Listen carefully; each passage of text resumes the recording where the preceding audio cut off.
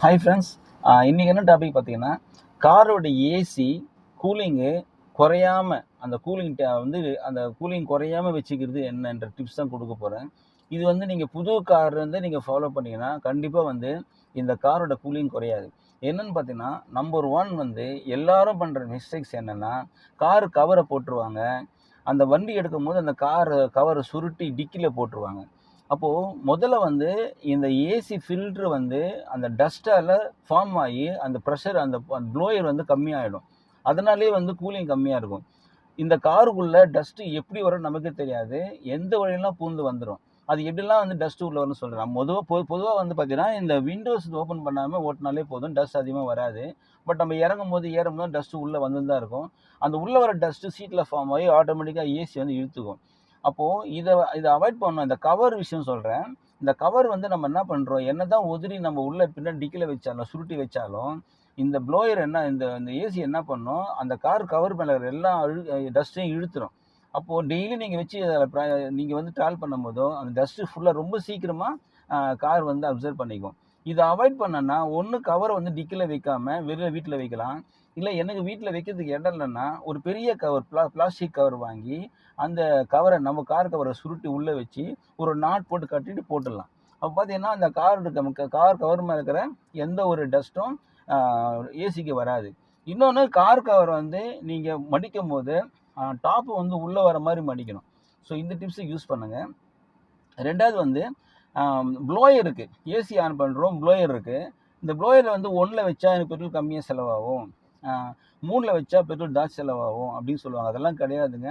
நீங்கள் AC on பண்ணிவிட்டு 1, 2, 3, 4 எந்த லெவலில் வச்சாலும் ஆகிற செலவு ஆக தான் செய்யும். அதனால் ப்ளோயர் வந்து அதிகமாக வைக்கிறதுனால பெட்ரோல் செலவாகுன்ற கருத்து தப்பான கருத்து. ஸோ இது ஒன்று. 3வது பார்த்தீங்கன்னா, இருக்கிற எல்லா சிஸ்டமும் நீங்கள் யூஸ் பண்ணணும். இதில் இருக்கிற எல்லா சிஸ்டமும் யூஸ் பண்ணணும். இது பாருங்கள், இந்த பட்டன் இருக்குது.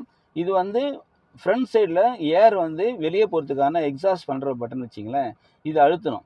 இது அட்லீஸ்ட் நீங்கள் வீக்லி ஒன்ஸ் அது யூஸ் பண்ணது தான் உலகிற சிஸ்டம் வந்து ஆப்ரேட் ஆகும். சரிங்களா? அடுத்து வந்து இது வந்து டெம்பரேச்சர்.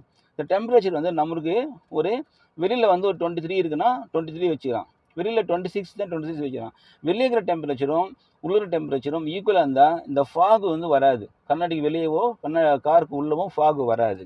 அடுத்து பார்த்தீங்கன்னா இந்த பட்டனு, இது ஏசியோட பட்டன். இதெல்லாம் வீக்லி ஒன்ஸு அட்லீஸ்ட் வண்டி ட்ராவல் பண்ணும்போது யூஸ் பண்ணியே ஆகணும்.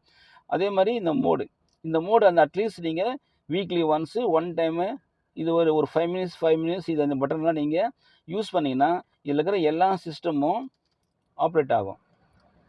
அப்போது உள்ளக்கிற அந்த உள்ளக்கிற மிஷின்ஸ் எல்லாமே பார்த்தீங்கன்னா டேமேஜ் ஆகாமல் எல்லாமே நல்ல சிஸ்டமேட்டிக்காக நல்லா ஒர்க் பண்ணணும். இது வந்து ஸ்பீடு. இதுதான் நான் சொன்னேன். எந்த காரணத்துக்கு கொண்டு இது அதிகமாக வைக்கிறதுனால நமக்கு மைலேஜ் கம்மியாகுன்ற கான்செப்ட்லாம் தப்பான கான்செப்ட். சரிங்களா? அடுத்து இந்த ரியர்லேருந்து ஒரு ஏர் த்ரூ வெளியாகும். இதுவும் நீங்கள் யூஸ் பண்ணணும். வீக்லி ஒன்ஸ் இது யூஸ் பண்ணணும். அப்போ அந்த ட்ரெஸ் எல்லாம் வெளியே போயிடும். இந்த பட்டன் பார்த்தீங்கன்னா எந்த காரணத்துக்கு கொண்டும் இந்த பட்டன் ஆஃப் இருக்கக்கூடாது. அதாவது ஏர் வந்து வெளியிக்கிற ஏர் இழுத்து உள்ளே தள்ளுறதும் உள்ளக்கிற ஏரை இழுத்து உள்ளே தள்ளுறதுக்கான விஷயந்தான் இது. இது ஆல்மோஸ்ட் வந்து உள்ளக்கிற ஏரையே இழுத்து நம்ம ஏசி வேலை செய்கிற மாதிரி தான் வச்சுக்கணுமே தவிர இந்த பட்டனை இதை ஆஃபில் வச்சுக்கூடாது. அது அவுட்ரு ஏர் வந்து உள்ளே வரும்போது வச்சுக்கூடாது. அப்படி வச்சிங்கன்னா வெளியே இருக்கிற டஸ்ட்டு ரொம்ப சீக்கிரமாக உள்ளே வந்துடும்.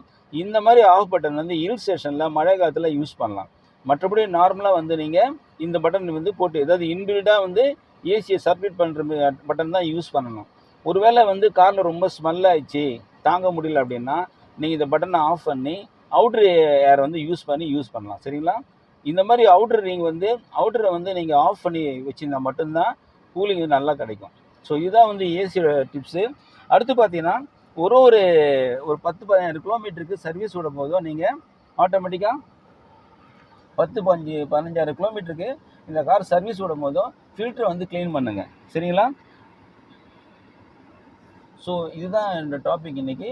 ஸோ என்ஜாய் பண்ணுங்கள். All the best. தேங்க்யூ.